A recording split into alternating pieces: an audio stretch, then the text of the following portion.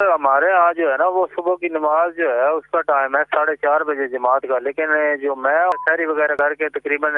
3:20 پہ فارغ ہو جاتا ہوں، تو اس کے بعد اذان جو ہے وہ تقریباً ہوتی ہے 3:30 بجے، تو باقی جو 50 منٹ ہے وہ ہمیں ویٹ کرنا پڑتا ہے، اس لیے کرنا ہوتا ہے، تھوڑی دیر سونا بھی ہوتا ہے، تو جماعت کا ویٹ کرتے رہتے ہیں۔ تو کیا ایسا ہو سکتا ہے کہ ہم جماعت سے پہلے گھر میں نماز پڑھ کے سو جائے کریں؟ بالکل جماعت کا ان کو انتظار کرنا پڑے گا، یعنی اتنا فاصلہ، یعنی 1 گھنٹے کا فرق تو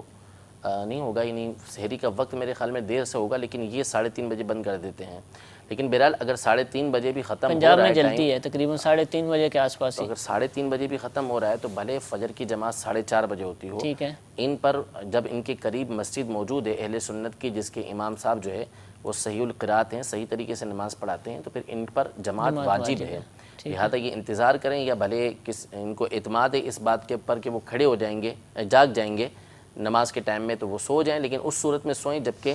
جاگنے کا اطمینان ہو، یا تو خود جاگ جائیں گے، کوئی آ کے جگا دے گا،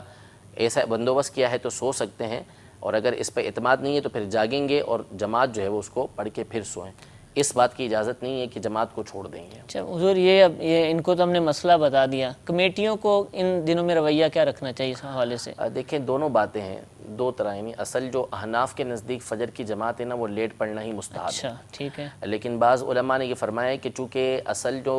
تاخیر ہے اس میں ایک وجہ تو یہ ہے کہ ایک وجہ علماء نے یہ بیان کی کہ عام دنوں کے اندر جب تاخیر سے نماز پڑھی جائے گی تو اس میں افراد زیادہ آتے ہیں، زیادہ لوگ اٹھ جائیں جماعت گے، زیادہ ہوتی ہے، تو اس وجہ سے بھی فقہاء احناف نے جو اپنی دلیل دی ہے دیر سے نماز پڑھنے کی، وہ ایک یہ دی ہے۔ ٹھیک ہے، تو رمضان کے حوالے سے ایک رواج بھی ہے ہمارے یہاں پر، اور اس میں ایک فائدہ بھی ہے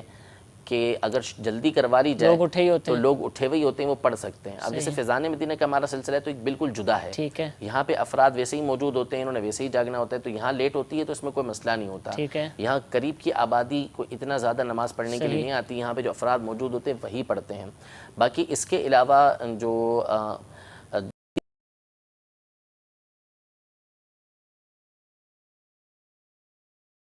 ہوتے ہیں کہ جلدی نماز پڑھیں اور اس کے بعد سو جائیں، تو یہ سمجھ آتا ہے کہ جماعت اگر جلدی کر لی جائے تو لوگوں کی ایک بڑی تعداد جو ہے وہ جماعت کے اندر یہ شامل ہو جائے گی۔ ٹھیک ہے، نمازیوں کی رائے بھی اس میں شامل ہو اور مل جل کر فیصلہ کیا جائے تو اس سے